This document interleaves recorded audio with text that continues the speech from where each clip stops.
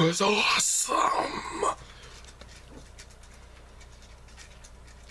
Minasan. Konnichiwa. Captain America Civil War. Okay, so this is the spoiler-free review. And it's really going to be hard to do the spoiler-free one. So after this, immediately go and watch the spoiler review if you've seen the movie already or if you don't mind it being spoiled. So this is the spoiler-free review. Okay, we all good there? We're clear? Okay. And those of you who haven't seen it yet, if you love Marvel movies, go see this. If you like movies that are not where everything's all hunky-dory but they're still superheroes, yeah, go see this. What I said to my girlfriend was, this movie is heartbreaking where it needs to be, but it still can give you some hope. That being said, there are some heartbreaking scenes in this film. When we see the reason, like, the whole Accords thing happens to begin with, the final tipping point, if you will, it's pretty hard to watch. There are some like not like hard to watch scenes like, oh my god, it's so gory, but no, just like it kind of bugs you a little bit. You're like, man, that is kind of uncomfortable, and I think that's a good thing. I'm not trying to say that's a bad thing. I think it's a good thing. I think a lot of the characterizations are on point as far as what they've done in previous movies and people they brought in. I'm going to nerd out about Black Panther and Spider-Man in the spoiler review as far as exactly why they were so awesome. But let me just right now tell you, if you like Black Panther, if you like Spider-Man, yeah, you need to see this movie, because Chadwick Boseman and Tom Holland killed it, man. They were awesome. Chadwick. Oh man, Chadwick, man. That respect, brother. You are my hero, because you brought one of my all-time favorite comic book characters to life in grandiose and amazing fashion. You nailed it, bro. Dude, thank you for that. Tom Holland, man, you did your thing and you should be proud of yourself, because that was amazing. Pun completely intended. And this is not to say, like, again, I like Tobey Maguire and I like Andrew Garfield in the previous Spider-Man incarnations, and you know, and I thought they did a great job. Tom Holland, I think, did a great job as well. And I you know what? I think he was my favorite Spider-Man, Tom Holland. I think so.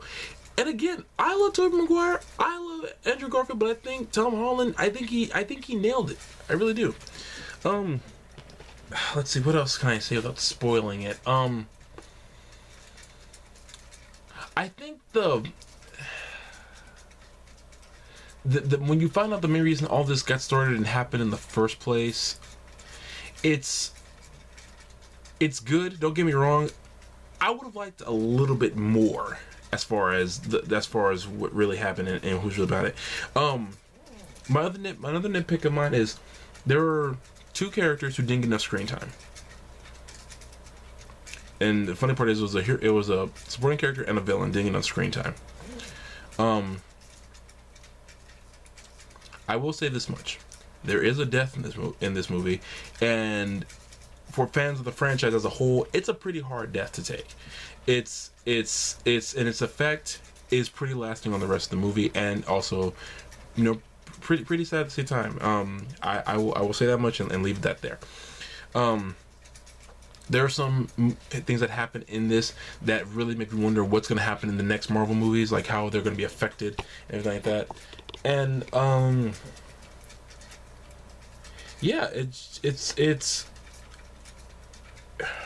oh, I don't know how I forgot this part. The action, bro. The action. My sisters, the action. Dude, the action. Every time there is a fight scene in this movie, it's like they crank it up to 11 and say, go for it. Black Panther's debut, this movie should have called Captain America Civil War starring Black Panther and Spider-Man. When Black Panther gets on the scene, it gets real. In the quickest of ways. And a friend of mine pointed this out, and I didn't even think about it until he told me. Black Panther accomplished so much, and he conveyed so much in this movie, and he never raised his voice. He never yelled, never shouted. He had this simmering rage throughout the movie. And again, I'll cover why in the spoiler video, but it was just a great performance. And Chadwick Boseman, who I already love as an actor, nailed this role, and he deserves any accolades he gets, and the ones he's not going to, but he deserves them anyway. What else can I say without spoiling? What else can I say? The ending was, like I said, interesting as far as what they're going to do with the Marvel. I can't say that. Okay, spoiler review. Next video, spoiler review. I'll say that then. The twists and turns, the last minute plot threads they added in this, I think, were pretty genius. From a writing standpoint, as far as like covering from like the movies all the way up until this one. Fantastic. I think you see the consequences of all the choices made into the previous movies up until this one. A lot of people who compared, Age of Ultron, or Avengers Age of Ultron to this, are like saying, oh, this is the Avengers movie we were waiting on, everything. And to that, I say, kind of. And the reason I say that, and I'm because given the devil is due, I personally enjoyed Age of Ultron a lot. I loved it. I think it was perfect at all. I mean, not at all. I didn't think it was perfect, but I don't think it deserves the hatred it gets. Amazing, and particularly among nerds. I think some nerds are just way too picky, And being a nerd, I know I can say that. So, yeah, I don't hate Age of Ultron in the least bit, but I think this is like just a great culmination of all the Avengers character movies so far. I can't say of all the Marvel movies because there's no including Guardians of the Galaxy in this, although if they'd have worked that in, that would have been awesome. Don't know how they would have possibly done it, but that would have been awesome. I don't care if Guardians of the Galaxy can be in any Marvel movie, and I'm gonna watch it anyway. What am I talking about?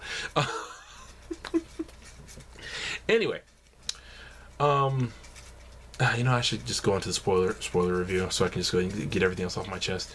And because I'm probably doing a play-by-play of the whole scene of the movie. I think there was some great setup for things that can happen in the future, especially with Black Panther, especially with Spider-Man.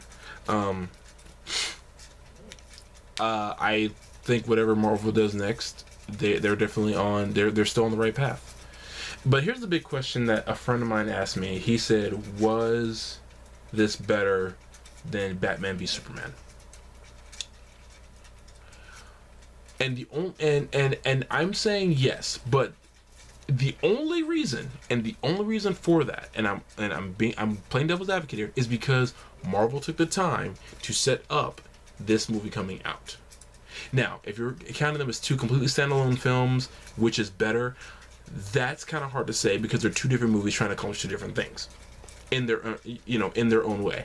So completely separate as two different films, not counting like their universes as a whole.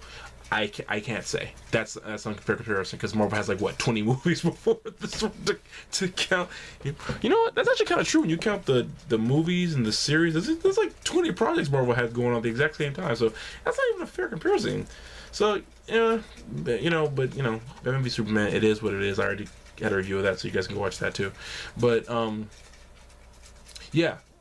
So for the non-spoiler review, my opinion, this is a definite 2 thumbs up. Just amazing movie.